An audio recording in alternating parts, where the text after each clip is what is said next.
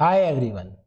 Complete web development course from beginner to advanced and guaranteed placement assistance program में आप सभी का स्वागत है।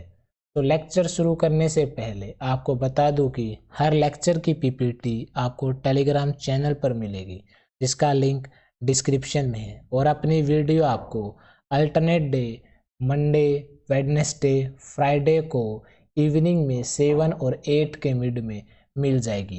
अगर किसी ने चैनल को सब्सक्राइब नहीं किया है तो चैनल को सब्सक्राइब कर लीजिए और वीडियो देखने के बाद अपना फीडबैक कमेंट सेक्शन में ज़रूर बताएं कि आपको पढ़ाया हुआ समझ में आ रहा है या नहीं आ रहा है, क्योंकि अपकमिंग लेक्चर पर वर्क आपके रिस्पॉन्स के अकॉर्डिंग ही किया जाएगा। अगर आपको पढ़ाया हुआ समझ में नहीं आ रहा है तो ये चैनल बनाने का कोई फ़ायदा नहीं।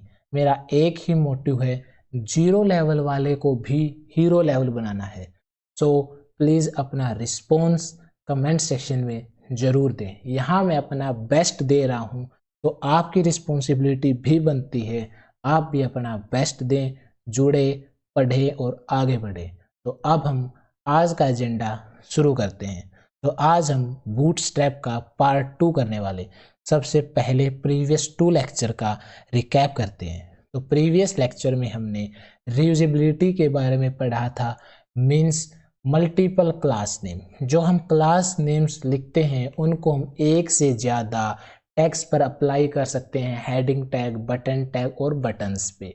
उसके बाद हमने बूटस्ट्रैप के बारे में सीखा। बूटस्ट्रैप क्या होता है? बूटस्ट्रैप एक लार्ज कलेक्शन है रीयूजेबल कोड स्निप्ट का, जो HTML, CSS और जावास्क्रिप्ट के अंदर लिखा जाता है। फिर हमने बूटस्ट्रैप के एडवांटेज के बारे में पढ़ा कि बूटस्ट्रैप को ट्विटर ने क्रिएटेड किया है और बहुत सारी कंपनीज के द्वारा इसको यूज़ किया जा रहा है और 20 मिलियंस वेबसाइट बूटस्ट्रैप के यूज़ से क्रिएट हो चुकी हैं। और उसके बाद हमने बूटस्ट्रैप क्लास नेम्स में बटन क्लास नेम्स को सीखा था। BTN नाम से एक क्लास नेम होता है, उसको सीखा। उसके बाद कलर देने के लिए BTN-प्राइमरी सीखा और उसी के साथ हमने बटन सेकेंडरी, सक्सेस और डेंजर को भी सीखा था। तो आज हम अपना एजेंडा शुरू करते हैं।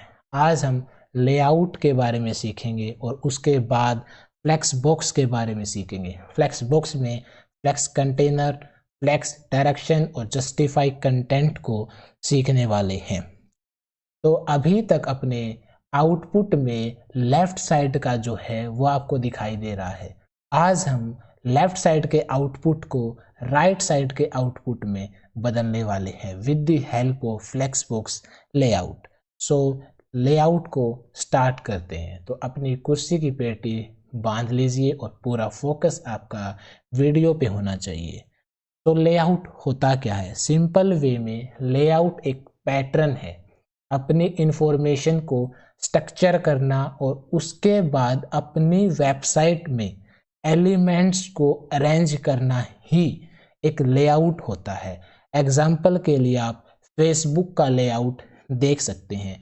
इसमें एक फेसबुक का आइकन है, फिर सर्च बार है, फिर साइड में आपकी बेसिक डिटेल्स है एंड सो फोर्थ। ये किसकी मदद से है? फ्लेक्स बॉक्स लेआउट की मदद से है। इसी तरीके से जब आप अपनी वेबसाइट बना रहे हो तो सबसे पहले आप वेबसाइट बनाने से पहले लेआउट तैयार करेंगे कि जब मेरी वेबसाइट बन के तैयार हो तो कुछ इस तरीके से दिखनी चाहिए, वही लेआउट होता है। तो अब हम मेथड देखते हैं किसकी मदद से हम अपने लेआउट को डिज़ाइन कर सकते हैं। सबसे पहले मेनली 2 मेथड यूज होते हैं लेआउट को डिज़ाइन करने के लिए, वन फ्लेक्स बॉक्स और second CSS grid. But CSS grid advance और फास्ट ग्रोइंग तो है लेकिन स्टेबल नहीं है, और जो ब्राउजर्स हैं उसके द्वारा भी फ्लेक्स बॉक्स ही यूज़ किया जा रहा है।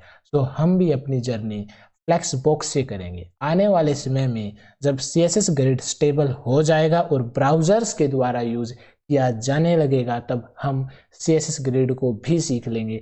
लेकिन अभी भोकाल फ्लेक्स बॉक्स का है तो हम भी फ्लेक्स बॉक्स ही सीखने वाले हैं। तो फ्लेक्स बॉक्स होता क्या है? फ्लेक्स बॉक्स एक लेआउट है जिसकी मदद से हम अपने HTML एलिमेंट्स को अरेंज करते हैं। Means heading tag, button, paragraph and so fourth को हम हॉरिजेंटली और वर्टिकली हम अरेंज करते हैं। हॉरिजेंटली मीन्स रोज में, वर्टिकली मीन्स कॉलम में हम अरेंज करते हैं, वो फ्लेक्सबॉक्स है। तो फ्लेक्सबॉक्स लेआउट को सीखने के लिए हमको फ्लेक्सबॉक्स प्रॉपर्टीज सीखनी होगी। तो फ्लेक्सबॉक्स की कुछ प्रॉपर्टीज हैं। आज के लेक्चर में हम फर्स्ट थर्ड प्रॉपर्टी सीखने वाले हैं। फ्लेक्सबॉक्स कंटेनर, डायरेक्शन और जस्टिफाई कंटेंट सीखने वाले हैं। तो फ्लेक्सबॉक्स कंटेनर क्या होता है? फ्लेक्सबॉक्स कंटेनर सिंपल वर्ड में अपने खुद के कंटेनर को फ्लेक्सबॉक्स कंटेनर में कन्वर्ट करना ही फ्लेक्सबॉक्स कंटेनर होता है। इसको हम एक एग्जाम्पल की मदद से समझते हैं। मान लीजिए आप एक वेबसाइट बना रहे हैं और उस वेबसाइट में आप फ्लेक्सबॉक्स लेआउट को यूज करना चाहते हैं। तो फ्लेक्सबॉक्स लेआउट को यूज करने के लिए आपको अपने कंटेनर को फ्लेक्सबॉक्स कंटेनर में कन्वर्ट करना होगा। मीन्स आपकी वेबसाइट में जो एक स्पेसिफिक कंटेनर है उसको आपको फ्लेक्सबॉक्स कंटेनर में कन्वर्ट करना होगा, और उस फ्लेक्सबॉक्स कंटेनर के अंदर जितने भी आपके एलिमेंट हैं, heading tag, button, paragraph, so and so fourth, वो क्या कहलाएंगे? फ्लेक्स आइटम्स कहलाएंगे। एक बात अपने दिमाग में घुसा लेना कि जो फ्लेक्सबॉक्स लेआउट है वो फ्लेक्सबॉक्स कंटेनर के अंदर जो फ्लेक्स आइटम्स हैं उन पे अप्लाई होता है।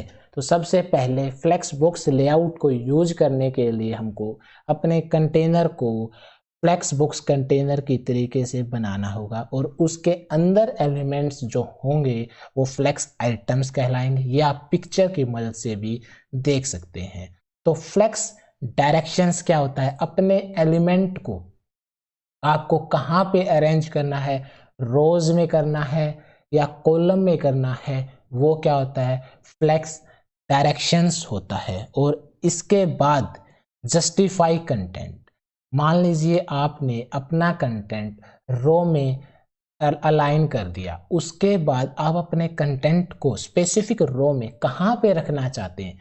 स्टार्ट में रखना चाहते हैं, सेंटर में रखना चाहते हैं, एंड में रखना चाहते हैं, उसके लिए हम यूज करते हैं जस्टिफाई -कंटेंट -स्टार्ट। अगर आपको स्टार्ट में रखना है तो सेंटर में रखना है तो -सेंटर, और एंड में रखना है तो -एंड का यूज करते हैं।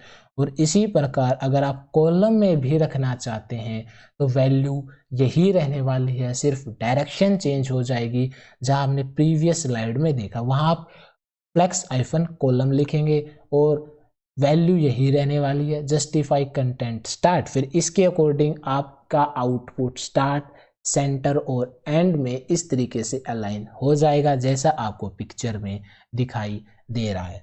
तो हम भी अपने कार्ड को बॉटम में अरेंज करते हैं। तो उसको अरेंज करने के लिए हमको 3 स्टेप करने होंगे। सबसे पहले अपने कंटेनर को फ्लेक्स कंटेनर बनाना होगा। तो अपना कंटेनर कौन सा है? बैकग्राउंड कंटेनर है, उसको हम क्या बनाएंगे? फ्लेक्स कंटेनर बनाएंगे। तो फ्लेक्स कंटेनर बनाने के बाद फिर हमको उसमें डायरेक्शन को स्पेसिफाई करना होगा कि रो में करना है या कॉलम में करना है। फिर उसके अंदर स्पेसिफिक मेंशन करना होगा कि स्टार्ट में रखना है, सेंटर में रखना है या एंड में रखना है। सो फ्लेक्सबॉक्स को यूज करने के लिए बूटस्ट्रैप में फ्लेक्सबॉक्स क्लास नेम्स होते हैं, वो हमको देखने होंगे। जैसे हमने प्रीवियस लेक्चर में बटन क्लास नेम देखा था, इसी प्रकार बूटस्ट्रैप में फ्लेक्सबॉक्स क्लास नेम्स होते हैं। तो किसी भी कंटेनर को फ्लेक्सबॉक्स कंटेनर बनाने के लिए हम कौन सा बूटस्ट्रैप क्लास नेम यूज करते हैं? d-flex। ये आपको याद करना होगा कि अगर हमको किसी भी कंटेनर को फ्लेक्सबॉक्स कंटेनर के तरीके से बनाना है तो हम उसके लिए कौन सा बूटस्ट्रैप क्लास नेम यूज करेंगे? d-flex को यूज करते हैं। तो सबसे पहले हम अपने कंटेनर को फ्लेक्स कंटेनर बनाएंगे, तो उसके लिए हम क्या लिखेंगे? d-flex। उसके बाद अगला स्टेप क्या है? डायरेक्शन को स्पेसिफाई करना। तो डायरेक्शन को स्पेसिफाई करने के लिए हम कौन सा बूटस्ट्रैप क्लास नेम यूज करेंगे? फ्लेक्स-कॉलम। अगर आपको कॉलम में अलाइन करना है तो, रो में करना है तो उसके लिए हम क्या यूज करेंगे? फ्लेक्स-रो।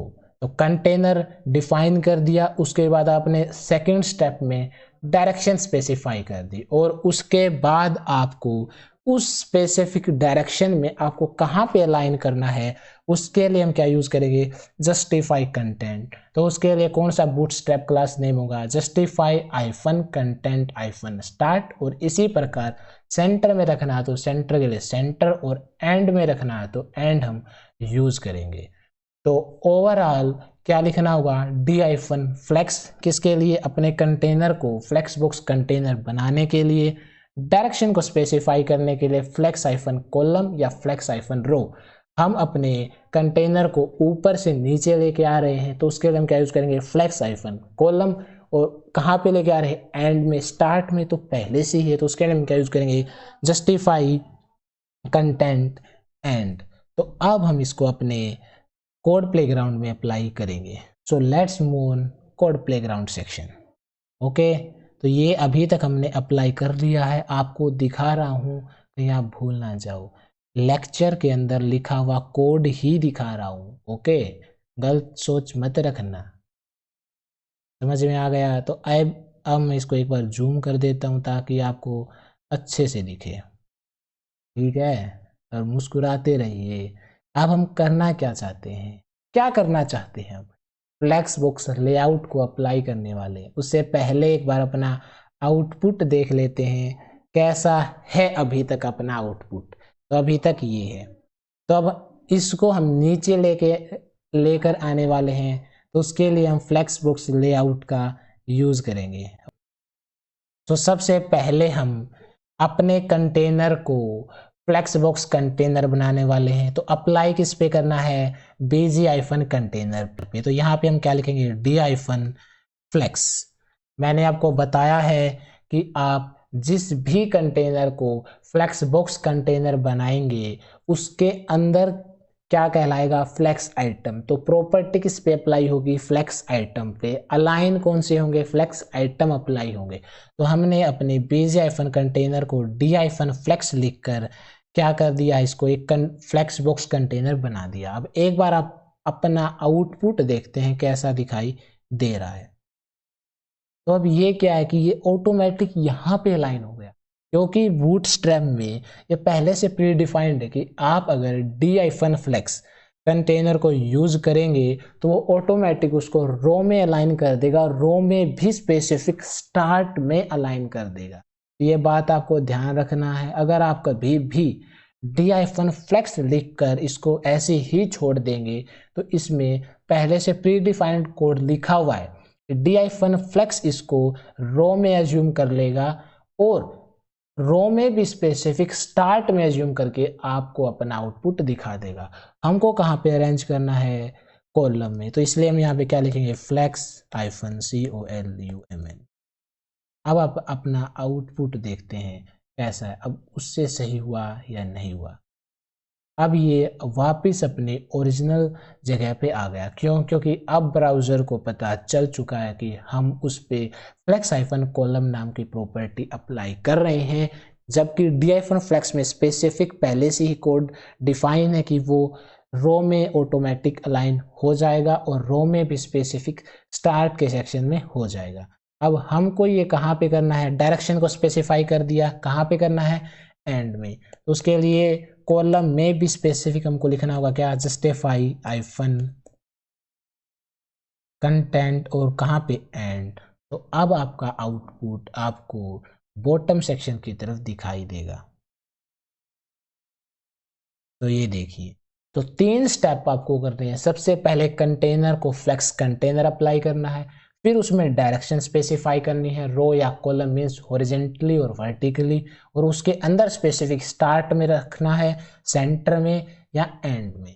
और ये बात हमेशा याद रखना, प्रॉपर्टी अप्लाई होती है फ्लेक्स आइटम्स पे, ना कि फ्लेक्स कंटेनर पे। अपना फ्लेक्स कंटेनर बैकग्राउंड इमेज थी उस पर अप्लाई नहीं हुई, उसके आगे जो कार्ड था उस पे अप्लाई हुई है, मीन्स फ्लेक्स आइटम्स पे अपनी प्रॉपर्टी अप्लाई हुई है। इसी तरीके से आप इसकी वैल्यू चेंज कर सकते हैं। जैसे आपको कॉलम में एंड की जगह पे सेंटर पे रखना है तो आप यहाँ पे सेंटर अप्लाई करेंगे।